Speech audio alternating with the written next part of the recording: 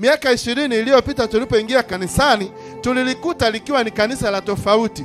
Tunatamani turudi tena njia panda walipopita babu zetu zamani, tukaulizie ni mapito gani walipita babu zetu, zile njia za zamani ambapo ndoa zilikuwa zivunjiki kirahisi rahisi, ambapo ndoa zilikuwa ni tamu, ambapo malezi ya watoto yalikuwa ni mepesi. Sio sasa hivi mtoto wako ameharibika, uhangaike na mtoto wako vizuri.